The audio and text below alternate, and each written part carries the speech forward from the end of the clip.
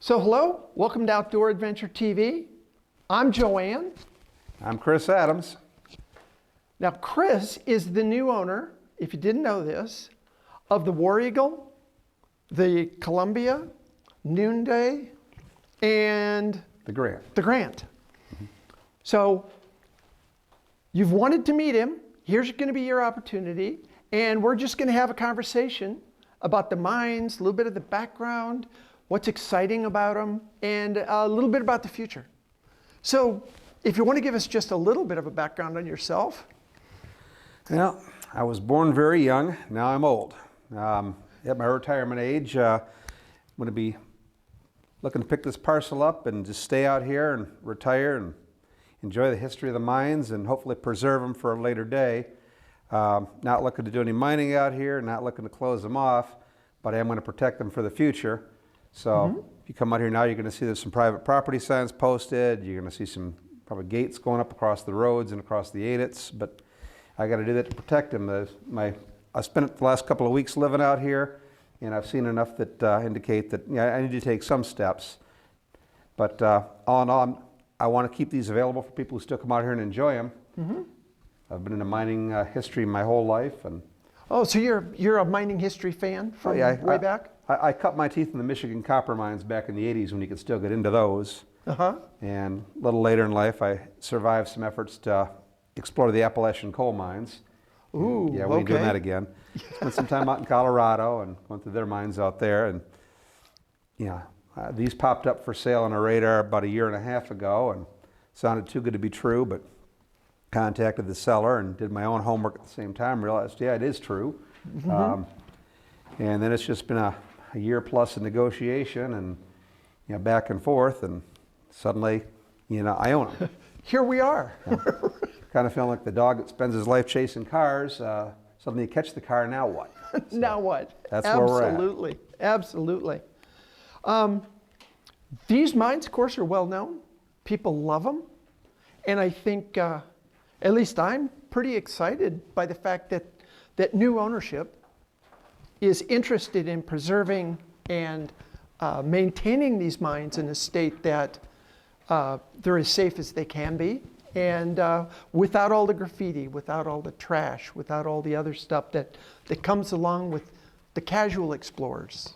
Yeah, me and some associates who've been out here the past couple of weeks, we've pulled out, just while on our walkthroughs, 4 big bags of trash already, and that's just a scratch of the tip of the iceberg. So, if you can carry a bottle of water all the way in, pack the empty out.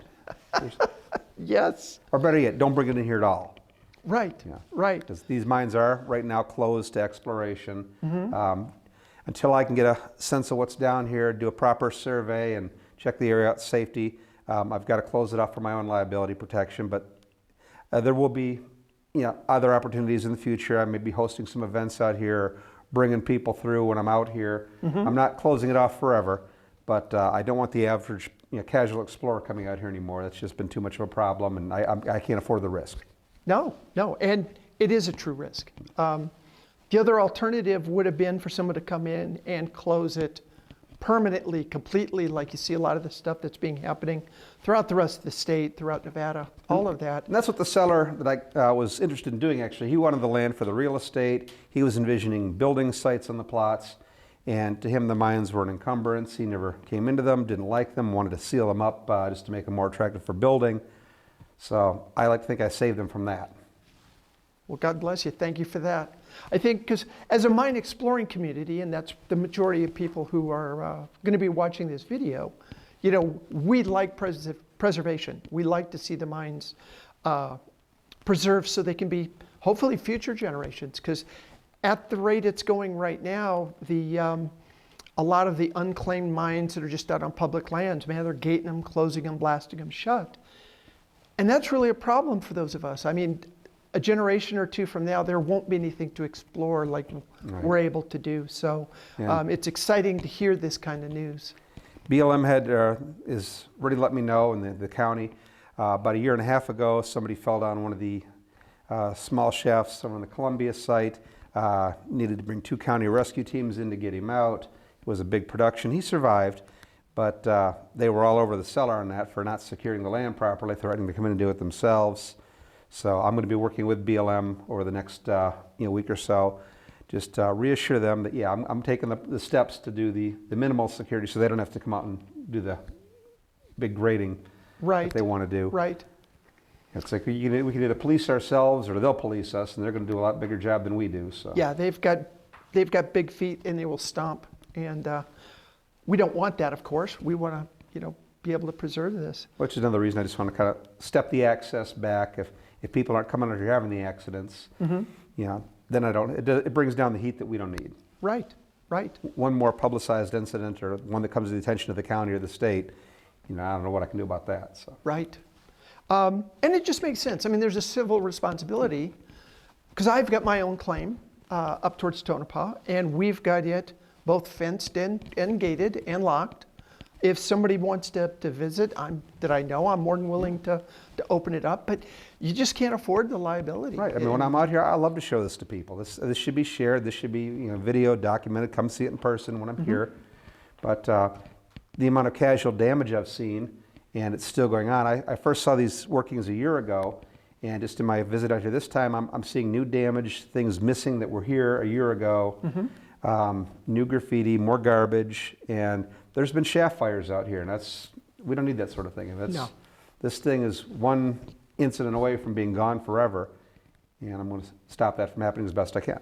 Right. And I'm going to ask the help of the community to work with me on that, and keep an eye on stuff. And we are a community, and it just makes sense for us to be responsible about it, to make sure that if, like I say, if you see something, say something. It's kind of that whole thing, don't point people to this. If you've got somebody that goes, hey, I want to take my Jeep out and take the kids and everything out to a mine, this shouldn't be the place to point them to anymore. Yeah, so. and I've made some friends in the local community, regulars, who will be keeping an eye on the place and have my permission for access. And they've been told if you see somebody else out here, challenge them, ask if they're out here with my permission or not. Same for the sheriff's department. They're real cooperative. So we all have the same interest. We want to keep the accidents from happening, keep the damage from happening. I mean, just this last year, somebody's taken all the bolts out of one of the vertical shafts over on the Grant site. Those are just a few dollars a piece scrap metal, but you just compromised the whole shaft forever. Thanks a lot for that. Right. And it's because our mine's got those J-hooks too. J-hooks, and right. To try to replace them is going to be terribly expensive, and it almost needs to be done to ensure the integrity of the shaft. And the people that are out there stealing that stuff, they don't have any concern for history. They don't care about history. Yeah, they don't. I've seen some fresh pulled up rails, and timbers are going into Pahrump and Tecopa to be used for people's gazebos and building projects, and it needs to stop. Yeah, it does need to stop. Otherwise, we won't have this mine. And again, my goal is long term. I'd like to host further events out here. I'd like to have the Underground Explorer events out here. And, right. I'd like people to be able to do studies out here and mine rescue training and all those things that these mines could be used for, and preserve them. Yes, potentially. I'm not sure if UNLV has a geology school. I know Reno does. Colorado School of Mines sends people out here every couple of years. Yeah, so what a great place for them to be able to come out and utilize this mine, because it's well known, well documented, and be able to do some research and find some information out. So, some of the groups from Underground Explorers and Mojave Underground have been out here this last couple of weeks helping me out. And I got to tell you, these are some phenomenal people. They're responsible. They're safe. I was nothing but impressed. And that's the sort of thing I'm going to invite and encourage, especially when I'm out here. Right. So. A lot of those guys, it's a small community. A lot of us know each other, and I've explored with most of the guys that you're talking about, and I attended the first 2 undergrounds that were here, and it was a lot of fun. Got a little crazy, but it was a lot of fun. We had a great time, and hopefully, hopefully now that COVID's, well, did I say COVID? You did. that other breathing disease. Now that that's kind of starting to settle down and we're learning to live with it, it'll be nice to see if we can get the event back here and kind of maybe where it belongs. And I'm open to that. I would like to have something like that. I mean, I'd like to see it a little more restrained than the last time. A lot of beer bottles down here. Alcohol in this place doesn't mix. Nope. I see a lot of fireworks underground, and that just, no, it's, I mean, fireworks and 100-year-old dry timbers. I mean, come on, what are you thinking, folks? Yeah. Even a couple of campfires in these tunnels where, yeah, you're leaving a big cloud. Even if you survive, you're leaving a big cloud of carbon monoxide for the next person to walk through. Right. And yeah, I won't get started on it. Fires underground just doesn't make sense. But people are doing it. So many major mines have had hundreds of miners killed just because an errant spark lights something on fire, and the next thing you know, you've got just a bunch of people that are dead. Yeah, and, those are working mines with actual, ventilation and fire suppression systems. This mine's got none of that. None of it. None of it. So we already know that the Columbia's been burned out here. The Warrego Western ate it. There's even some spot in the Noonday. It's. Yeah, yeah. Well, and hopefully your new restraint of keeping people out and keeping especially the wrong people out. Hopefully that's going to be the one that kind of turns the corner. If I keep the wrong people out, it preserves this for the right people for a lot longer. Right. And most of your audience, I think, is the right people. Yes, yes, I think so too. People that watch most of these underground videos, they really do appreciate the history. They appreciate the, seeing what it is that we're doing and all the enjoyment that we're getting out of it. And some of them just simply can't get in their car and come out here to see it themselves. So by sharing these things with them, they get to join us here, even from the comfort of their own home. Yeah, and I'm all about that. I mean, there's so many people put so much work into this place over the years. I mean, you figure the amount of people that worked here, the number of years they worked here, the work they've done here, that needs to be preserved, that needs to be memorialized. So I'm going to be doing some research into that and publicizing stories as I can find them, and finding older pictures, and just doing what I can to let people know what this place was like in the heyday. It had to be amazing, but there's so little actual documented history left, even at the local museum. I've got to do some digging to find it, but I think it's worth telling the story. So if any of you guys have historical documents, photos, or anything, Chris Adams is on Facebook. I am. You can find him on there. Chris Adams at Tecopa Mines. And feel free to or Tecopa, share those up. TecopaMines@gmail.com, all one word. Okay.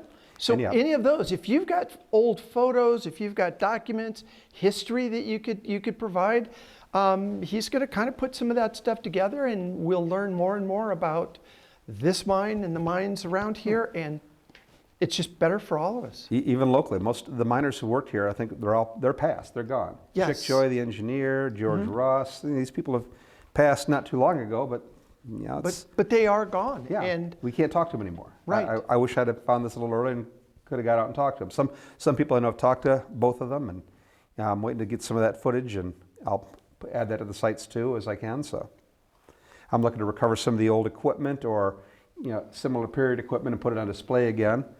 So you'll be able to come out here and see rolling ore cars, see a mucker, see a slusher, that stuff. Maybe a locomotive. Get some of the track laid back where it should be again.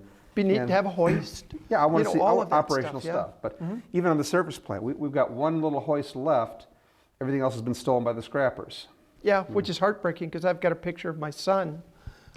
When the hoist was in front of the Columbia, it was still there, and I've got a picture of my son and I, right in front of that hoist. And it breaks my heart to see that stuff gone, especially because once history's gone, it's gone forever. Never come back. It can never come back.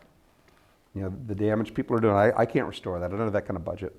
No. So No. I've got a limited amount of money, and I can spend it on gates and bars, or I can spend it on timbers and ventilation and lights and preservation. Money I spend on one can't be used on the other. So let's use it for the right stuff. And what it's going to require is cooperation from all you guys. We're going to need you guys to kind of follow the rules. Make sure that once everything's ready to go and you're ready to start granting approved access, I'll say, then we can start coming back out here. But until then, let's just hold, kind of settle back a little bit and stay away, so we're not out here causing more grief, more trouble, and stuff like that. I appreciate it, because right now, this is my house, putting it simply, and I don't come in your yard and dig into your basement. Please, show me the same courtesy and respect. And within a year, I expect to be established out here full-time, on-site, and I'm always open to visitors. And I think what might be fun for a small event would be a cleanup day. Oh, where we get a bunch that. of us out here with bags. Every one of us has a bag. We just start hitting the levels and picking up all the I've talked all to the people about trash that, and and cans and stuff. want to rebuild some of these ladders too. Oh, what? Yeah. Some of the ladders could use some work. So give me enough time and give me enough help, and there will be ladders. There may be some, lighting in some areas that are particularly interesting. It's going to be improved for everybody. We just got to preserve it though. I can't do that if I've got to clean up damage or. Right. If you're having to chase and repair, you're not moving forward. Right. You're And just the problem holding is, still. the last owner did nothing to, mark this off limits or stake the claim on it. And a lot of people think it's BLM land. I had people come out the other day telling me this was BLM land. Who put this private property sign up? No, I did. Yeah. I've got a deed to prove it. So I even said, if we're out here today, if you want to hang around with us and come in with us today, you're welcome. Oh no, we just want to go in by ourselves. Well, sorry. Yeah, sorry. So I think we're going to probably just wrap it up here. Okay. Been a nice conversation. It has. Is there anything else, or you get everything you want said to the community? And I think so. Just don't trash my place. Don't come out without my permission. This is my house. I paid the money. I've got the stake involved, and I don't want the liability, and I don't want the damage. But if we can keep this going, I want to preserve it, make it available to all of you. This is going to be something you're going to be able to come out and enjoy. So just work with me while I work for you. That's part of what I'm going to say. So I'm excited about it because a lot of us really love this place. We're glad to see that it wasn't some no-name investor or big name and just come through here and bulldoze everything shut, because that could have easily happened. So it's fortunate this has happened. Thank you so much. Thanks, Jeff, I for coming appreciate out. it. And it's an honor to be on your show after all your videos I've seen. I feel like I've just touched royalty. So anyway, I appreciate it. Thanks a lot. thank you. Okay, thanks, guys.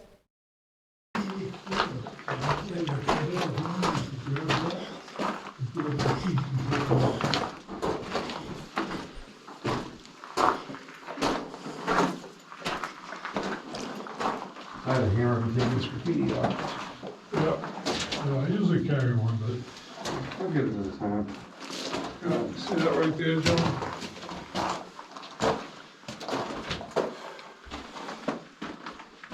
What are we taking pictures of?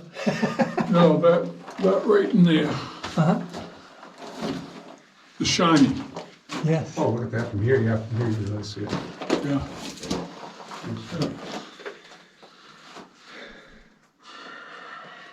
Okay,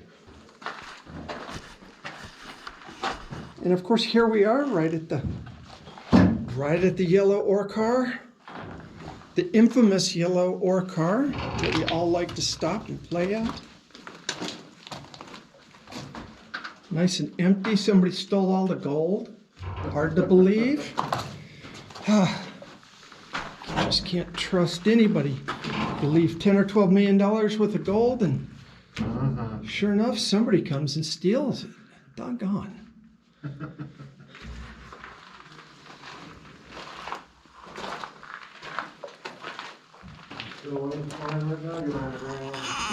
Exactly. And there's my engine. Somebody stole it. Wondered where it ended up. Somebody want to tell me what this is? It's interesting because it doesn't look like anything I've seen.